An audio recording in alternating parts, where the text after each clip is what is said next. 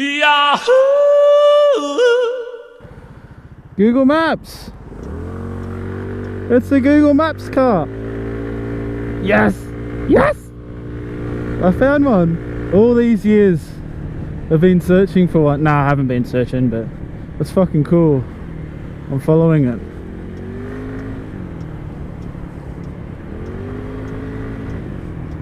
That's like creepy cool.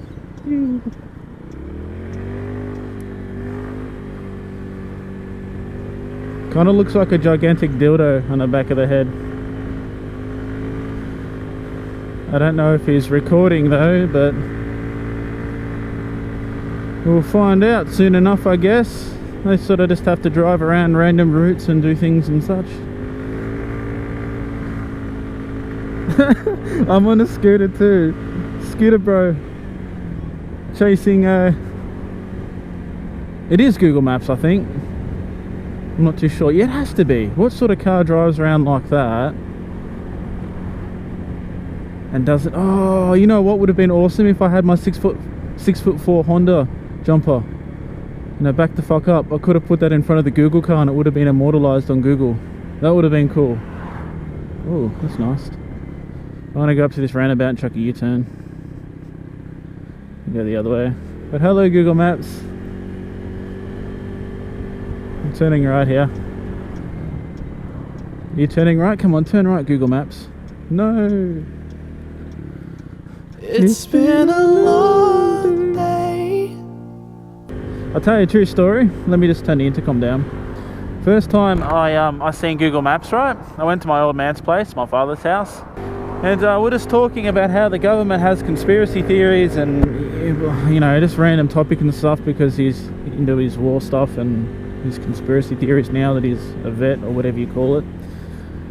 And getting to the point, I jumped on my phone. It's just like with Samsung Galaxy S5, oh sorry, S2 or something like that back in the day, and said to him, look, you can see your house on, it was way before that, would have been like early 2000s. I'm like, look, you can see your house on Google Street View. And I showed him, and from memory his car was parked, a car was parked in the driveway and he was out the front like raking the leaves or something. And Dad said he felt violated and he got really upset and really angry. He goes, well, this is really bad because now it means that thieves can scope out houses and things and such. I'm like, yeah, well, you know, Dad, technically it's legal because it's on private land, it's on a public, you know, domain, blah, blah, blah. Yeah, my dad felt really violated. And it was interesting because we got onto the topic of how, to me, that's comfortable with technology. I don't like the concept of having an RFID chip in my wrist or something, but they do say Google is an evil empire. You hear that chucked around every now and then. I kind of disagree. People say that about Facebook. I kind of disagree. I have Facebook Messenger on my app and it's a big conspiracy theory about that. On my phone, I mean. But each to their own, you know. Like, I want to know your opinion, someone watching this. Would you feel violated if you jumped on Google Street View right now, look at your own address, right? And tell me if you see something that doesn't make you feel comfortable, like are you out the front, are you doing your washing, you're naked or whatever, because some people, oh, what is she doing? Hello, love. Oh, she looked a bit upset. Some people get a bit iffy when they see like their car or, you know, their ex-girlfriend's car at their house and have now split up and like, oh, I don't like it. But you can file a request to have your house blurred or some crap like that, I think. Where is technology going when you think about it? We have Google Street View, we have Android phones. Google is really taking over. You've got Nexus and everything, and they're working on AI stuff and everything like that. And let's take this equipment in front of us, for example. I have no idea what it is. It's some sort of forklift loading tool to put things onto a flatbed. That uses computers, right? Or some sort of computer would be in there. 20 years ago, people would have been like, what's Google? And now it's one of the most prominent superpowers. Can you call it a superpower? You know, it's ridiculous how powerful one corporation is. That makes me wonder, where will we be in 25 years from now? Will we all have RFID chips in our wrists and stuff like that? You know, will we have retina scanners and jizz? Technology has its great benefits, its wonders, right? They're coming out with new metals, stronger titaniums and everything like that every year or so now. Tesla, for example, they spent like what, 4 billion Australian dollars or something like that, which is like 2 billion, 2 point something billion US on battery technology in this massive battery supercenter in the middle of America. And you've already got electric bikes and electric cars now that Tesla are making. How crazy is it going to be in the next 20 years time? We're going to have vehicles, we will have vehicles and bikes and everything that would just eclipse what we have in today's standards. Like this Volkswagen Caddy in front of me. It was had a big scandal for pollution and stuff recently, right? Let's use them as an example. They can be a turbo diesel or they can be a petrol, yeah? That there will be replaced by a vehicle in 20 years. That will be probably twice as fuel efficient, twice as efficient, maybe 3-hour charge time. I don't know, I'm not good with specifics in technology, but you understand what I'm trying to explain, hopefully, is technology is progressing so fast now in the last decade. There's a photo that was floating around on the net I seen not too long ago that was a picture of a micro SD card like what I'm using in my GoPro now. We'll come back to GoPros in a second. And then it had 16 gigabytes of floppy disks in a room, and it said 15 years. In 15 years they went from 15 gigabytes of 3.5 inch floppy disks to 15 gigabyte, 16 gigabyte micro SD card. Now let's continue with that miniaturization of technology. I'm a guy riding a scooter around that has a computer system in it. It's got its own little CPU and whatnot. But I have a GoPro Hero 4 on my chin recording 1080p video at 30 frames per second. I have a Cena intercom, a Cena 20S intercom on my left side of my helmet, which you probably can't see. I have a lapel microphone that I've wired up following Google internet search details of how to do it. My knowledge of technology is larger because technology is easier to search for more technology. I don't even know if that makes any sense. But all this technology we have nowadays, when someone sees a major event like that massive explosion in China, people filmed it on their cameras and everyone in the world got to see it. Otherwise it just would have been 20 years ago, this would have been a burning rubble that would have been reported on the news. No one would have seen the explosion. Do you see what I'm saying? I've got some more examples for you. So we have hoverboards now, right? Not like in Back to the Future, not to that level, but we have hoverboards that do hover. Lexus made a prototype one that runs on cooling down superconducting magnets or some crazy stuff like that. There's other companies have made like little hovercrafts. There's a guy somewhere overseas who has made some sort of microjet man rocket thing. I'll post a photo of that. That thing's pretty cool. We've got guys in Dubai or Abu Dhabi, however you pronounce it, that have little rocket jetpacks and stuff as well. Technology is amazing. How fast everything is advancing. It's insane when you really start looking at what technology is coming out with now. In 30 years time, we're going to look back at what we have now. We're going to be like, oh, is that it? Is that all that we had? So I just noticed that we have this, we have that. That's what I've been saying. I haven't been saying America has this or Japan has that, because we are a species. We're in this together. We need to fix our planet.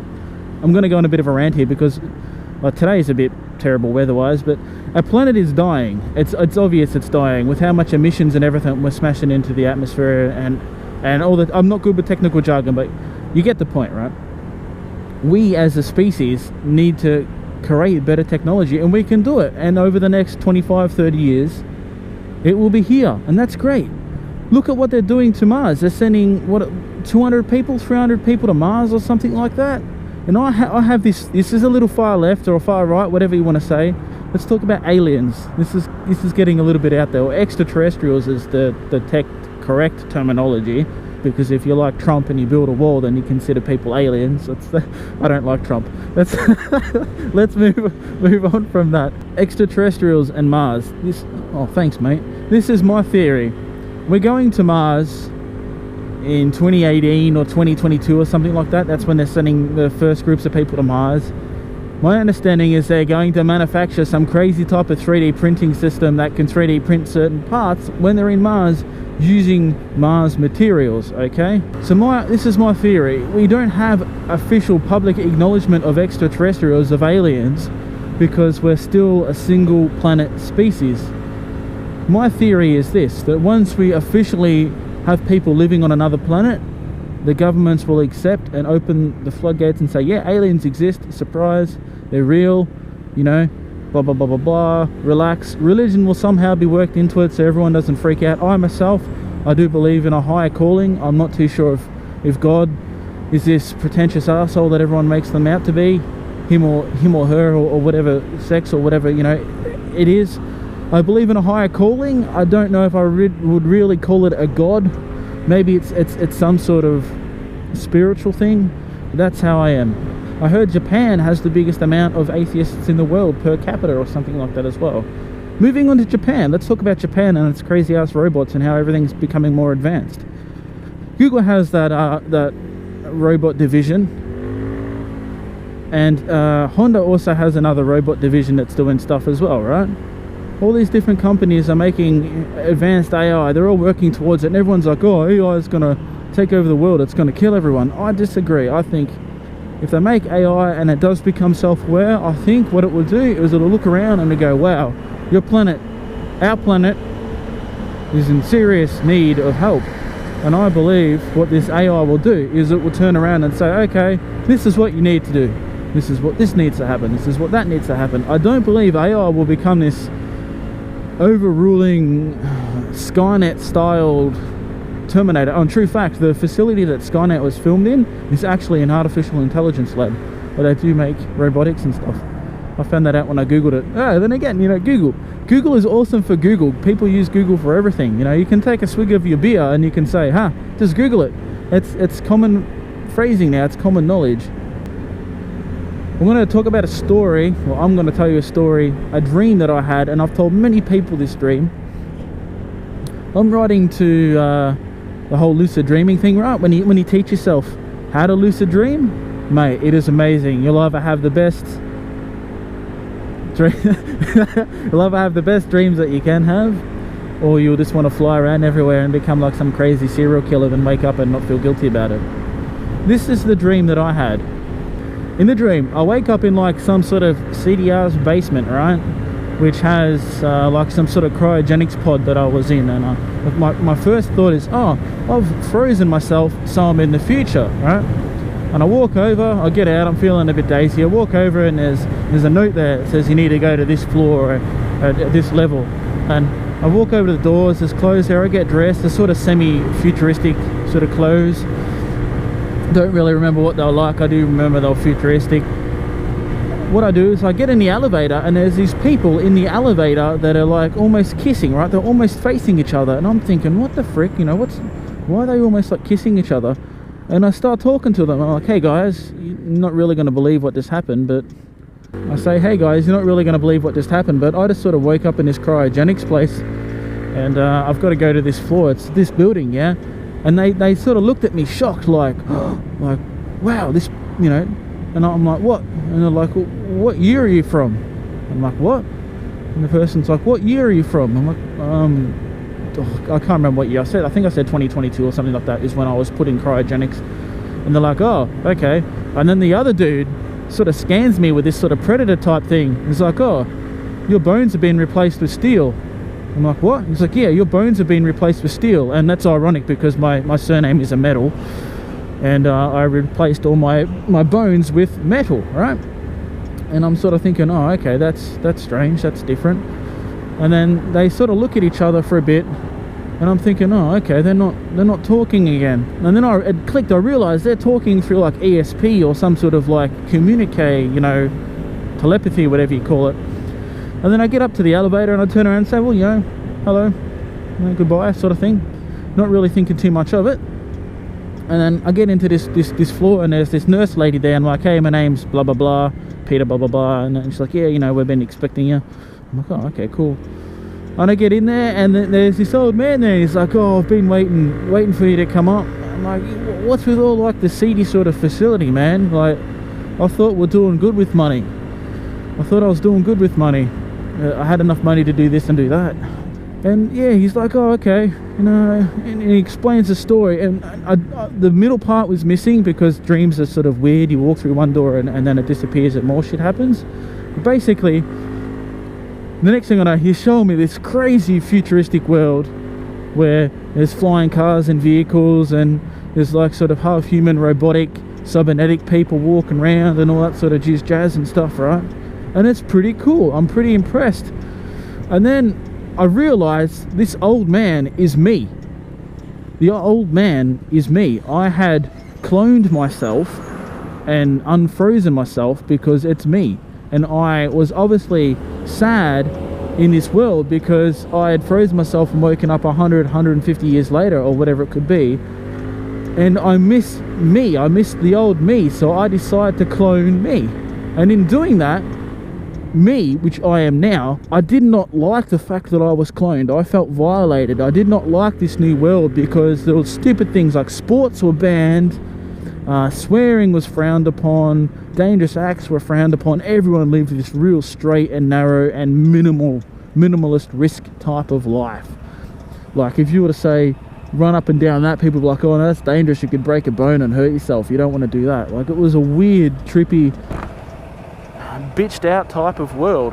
Yeah, so it was weird, right? Like this world that I was a part of, I didn't want to be in. So obviously me being the clone, I wanted to kill myself, and that's what I did. And then I woke up again in the cryogenics and it started again, and that's when I was sort of just like, wow, you know. And this man's like, you got to stop doing it, blah blah blah. This man being the futuristic me.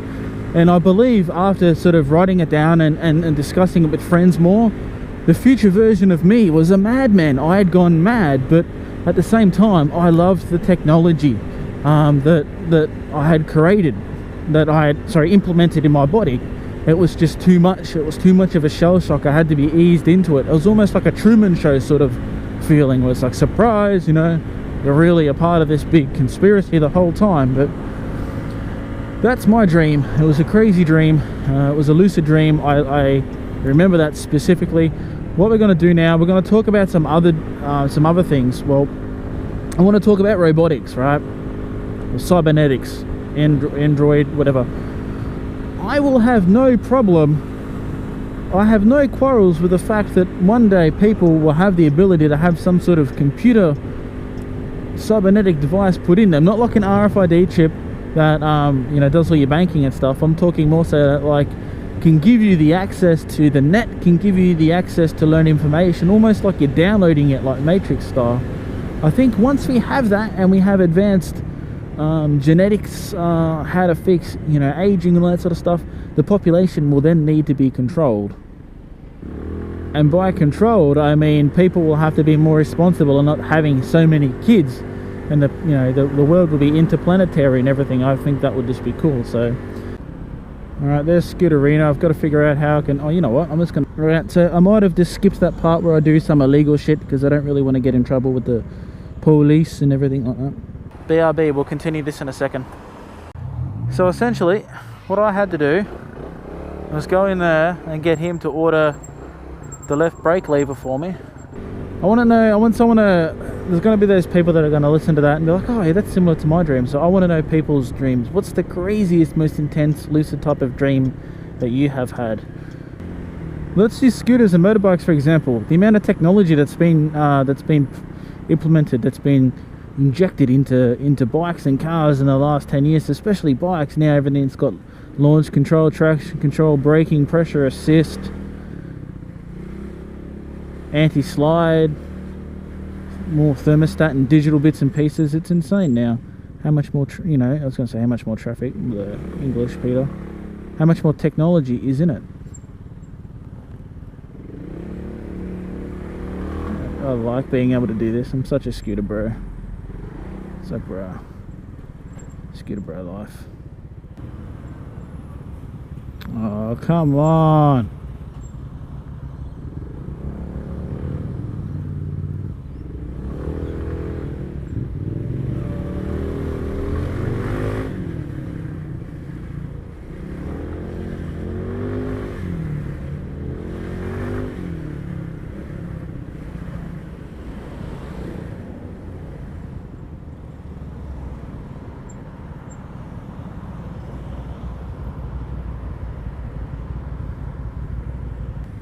I just realized I'm not even talking in this video. I'm just like being such a scooter bro.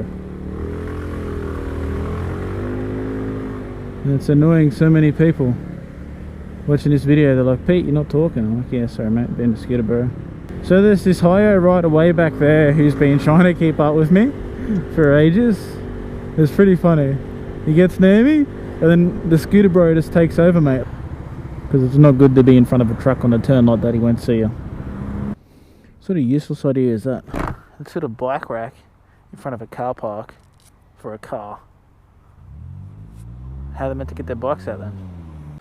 Alright, so I just witnessed the downside while I was just getting my meal there. My turkey and ham and salami footlong on Italian herbs and cheese with garlic sauce, garlic aioli and tomatoes. The guy that was just leaving in his car, he was wearing, obviously he had an iPhone. Oh, I need my drink. And he was wearing his earphones in his car, right, in his ears, in his car. It's like, what? You don't need to have your white iPhone cables plugged into your ears to listen to music to drive a car. Listen to the car stereo. And that seems to be more of a fashion statement than anything else. Like, people seem to just assume that, oh yeah, this is cool, this is trendy. That seems to be one of those things I'm getting back to about how technology, how it takes away your extrasensory perceptions. The Scully, for example, yeah, there's a reason why that's not going to be approved in Australia. You've got a piece of plastic near your eye. It's like, yeah, that's not happening. Then again, also because the foresight is this helmet that's funded by the Australian government to be developed, and they probably don't want the Scully here, so that's why they turned around and said, yeah, we're making the foresight. This is Roselands, also known as the Badlands. That's a leaf taken out of Terra Nova. Did you ever watch that show Terra Nova, where they're in the future and the future's it's wrecked because technology couldn't fix the future, so they go back in time 60 million years and they start all over again, and they build a little colony and they have little colony wars? I loved that show. Then they scrapped it and it sucked balls. I was like, god damn it. But this is what people wanted, right? They wanted a vlog. They wanted people wanted Peter to talk and stuff. And I, like, to be honest, I do this basically every time I ride. I'm talking and leaving mental notes and shit, so when I go home I watch certain videos and stuff. Like, my point being that everyone's an asshole at some point. Why are we stopping all the way back here for? Yeah, that's the commission blocks. They look pretty fucking seedy. You want some ice? Go there and get some ice, mate. Pass. No drugs for me. I'm already high on life. You. High on being a fucking scooter bro. Oh, mate. I'm like, mate, why are you such a cunt? You're just like, because I am, because I'm fucking awesome. Like, you won't hold it as an insult. I'm like, yeah, well, you are pretty much a top cunt. Not like a top cunt, but like a top cunt.